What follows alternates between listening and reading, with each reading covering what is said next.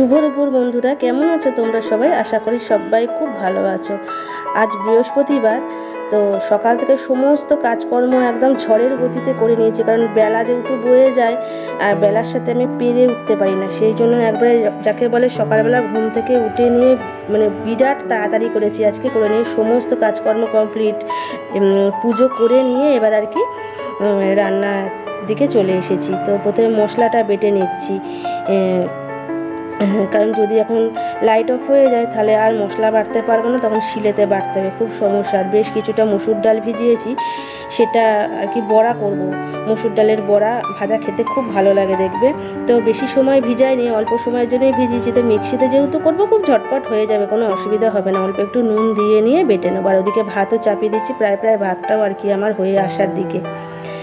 তাই মাঝে মাঝে কিছু কথা মনে পড়ে, সেগুলো তোমাদের সঙ্গে শেয়ার করে ফেলি। একটা সময় বিয়ের পর অতিরিক্ত কষ্ট পেয়েছি খাবার জন্য, মানে খাবার খাওয়ার জন্য যেমন খোটা দিত শ্বশুরবাড়ির লোকেরা, তেমন খাবার খাওয়ার দিক থেকে প্রচণ্ড পরিমাণে কষ্ট পেয়েছি। মানে ঠিকঠাক মতন খাওয়া তো দূরে থাক, মানে সময়ে যে খাবারটা খাবো সে খাবারটাও আর কি পেতাম না। পরিমাণ মতন যে একটা প্রাপ্ত মানুষের যে খাবারটা হয় সেটা পর্যন্ত পেতাম না। এতটাই কষ্টের মধ্যে দিয়ে আর কি যখন এক সংসারে থাকতাম গেছে। তো আমার বর কিছু বলতে পারতো না, যেহেতু ওর উপার্জন কম ছিল, তাও মাঝে মাঝে প্রতিবাদ করতো। যখন প্রতিবাদ করতো তখন প্রচুর পরিমাণে একটা অশান্তি আর কি দুজনেই শিকার হতাম। সবাই একদিকে, আমরা দুজন একদিকে আর কি, এরকম একটা ব্যাপার। তো অনেক কিছু আর কি মুখ বুঝে সহ্য করতে হতো। তো সমস্ত কিছু পার করে নিয়ে ভগবানের কৃপায় এখন আমরা দুজনে আলাদা আছি, মানে খুব ভালো আছি। খেয়ে থাকি না খেয়ে থাকি, অনেকটা ভালো আছি, অনেকটা সুখে আছি। আর এখন খাওয়ার জন্য কেউ খোটা দেওয়া তো দূরে থাক, আমার বরের অল্প উপার্জন হলেও যখন যেটা খেতে মন করে সঙ্গে সঙ্গে না এনে দিতে পারলেও পরে আর কি এনে দেওয়ার ও সবসময় চেষ্টা করে। তো এটাই আর কি ভালো লাগে এখন। তো এই যে তোমাদের সাথে কথা বলতে বলতে দেখতেই পেলে আমি মুসুর ডালটা বেটে নিয়ে বড়াটাও ভেজে তুলে রেখে দিলাম, লাল লাল করে ভেজেছি। আর এটা এখন ডাটার ঝোল করবো বলে আলুটা ভালো করে ভেজে নিয়ে মশলাটা দিয়ে দিলাম। তারপরে দেখো একটু কষে নিয়ে এই যে ডাটাটাও দিয়ে দিলাম। ডাটাটা না আমি ভাজি না, ডাটাটা ভাজলে কি হয় বলো তো, মানে কীরকম একটা শিটে মতো হয়ে যায়, শক্ত হয়ে যায়। তো যাই হোক, এটা একটু সেদ্ধ হোক।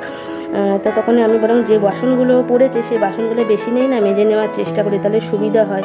বাইরে কুয়ো পারে এতটা পরিমাণ রোদ হয়ে যায় না, আর পুরো একদম ঝাঝা খাখা করে, এতটা অসুবিধা হয়। তো বরকে বলেছি একটা ওপরে ছাউনির মতো প্লাস্টিক দিয়ে দিতে, তাহলে রোদটা আর কি গায়ে পড়ে না, অসুবিধা অতটা হয় না। প্রত্যেক বাড়িও দিয়ে দেয়, কিন্তু এবারে ওর সময় হয়নি তাই দিতে পারিনি। তো ছাদে সেদিনকে যে প্লাস্টিকটা তোমাদের দেখালাম না, নীল রঙের প্লাস্টিকটা ছাদে, ওই প্লাস্টিকটাই আর কি কেটে নিয়ে, বিরাট বড় আছে, ওই প্লাস্টিকটা কেটে নিয়ে মাপ করে নিয়ে দিতে হবে ওইখানটায়। তো সেটাও সময় সাপেক্ষ একটা ব্যাপার, সেই জন্য দিয়ে হয়ে ওটা হয়নি, ওটা এখনও, ওটা কখনো না কখনো দিয়ে দেবে। তো বাসনগুলো ঝটপট করে আর কি ধুয়ে নিয়ে, বেশ কিছু বাসন পড়েছিল সেগুলো আর কি অল্প অল্প করে ধুয়ে নিয়েছি। আর এই প্যাকেটটার মধ্যে সবজির খোসা আছে, সেগুলো বাইরে দিয়ে এলাম। আর এসে নিয়ে বাইরে থেকে জামা কাপড়গুলোও শুকিয়ে গেছে, খুব একটা বেশি জামা কাপড় ছিল না, ওই বাসি জামা কাপড় যেটা হয়, আমার একটা নাইটি, বরের একটা প্যান্ট, একটা গেঞ্জি, এই অবধি।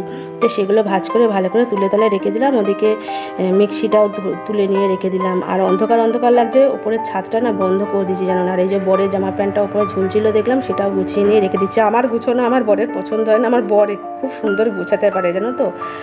তো যাই হোক, সব কিছু করতে করতে দেখো বেশ কিছুক্ষণ পর আমার রান্নাবান্না সব কিছু কমপ্লিট হয়ে গেছে। আমি ওভেনটাও মুছে নিচ্ছি।